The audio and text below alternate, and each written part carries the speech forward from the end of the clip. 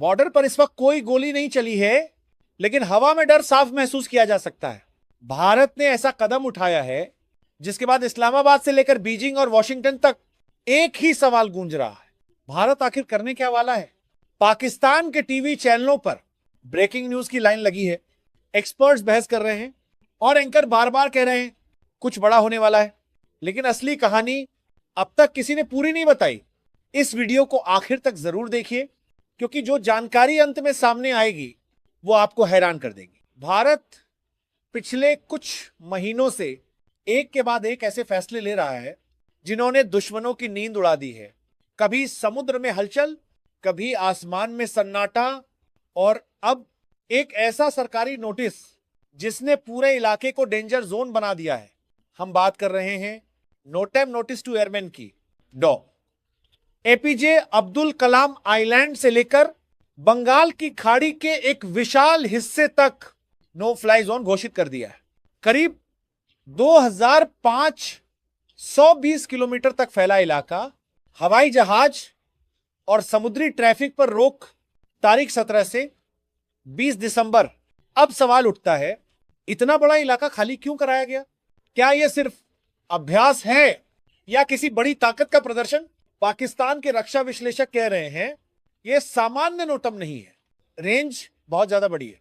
चीन के रणनीतिक हलकों में खामोशी है और अमेरिका सैटेलाइट से हर मूवमेंट पर नजर रखे हुए हैं, क्योंकि पिछले परीक्षणों के मुकाबले इस बार का जोन कहीं ज्यादा बड़ा है।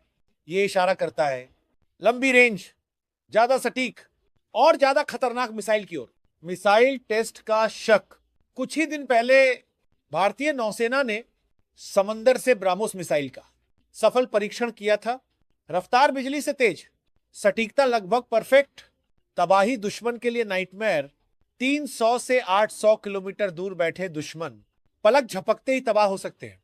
लेकिन अब चर्चा ब्राह्मोस से भी आगे की है। K4 मिसाइल असली गेम चेंजर। रक्षा सूत्रों के मुताबिक Bharat K4 submarine launched ballistic missile का परीक्षण कर सकता है। Range 3500 kilometre.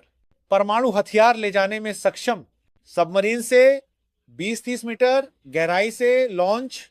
अग्नि मिसाइल सीरीज पर आधारित एक मिसाइल, कई टारगेट, MIRV तकनीक की ताकत, यानी एक साथ कई दुश्मनों पर वार।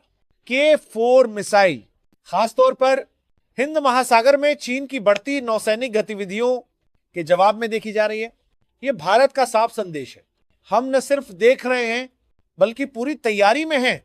INS आरिहंट जैसी परमाणु सबमरीन से लॉन्च होने वाली यह मिसाइल भारत को न्यूक्लियर ट्रायड में और मजबूत बनाती है।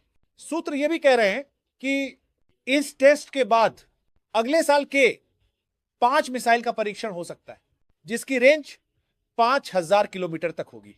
अगर ऐसा हुआ तो Bharat global missile power club में और ऊंचे स्तर पर पहुंच जाएगा। नोटम यानी नोटिस टू एयरमैन। जब भी युद्धाभ्यास, मिसाइल टेस्ट या युद्ध जैसी स्थिति, तब सरकार एयर स्पेस खाली कराने के लिए नोटम जारी करती है। इसका मकसद होता है pilot, airlines, air traffic control, सभी को तुरंत खतरे की जानकारी देना। अब सबसे बड़ा सवाल, भारत क्या करने वाला है? क्या यह सिर्फ एक टेस्ट है या किसी बड़ी रणनीति का ट्रेलर? आपको क्या लगता है? अपनी राय कमेंट में बताइए।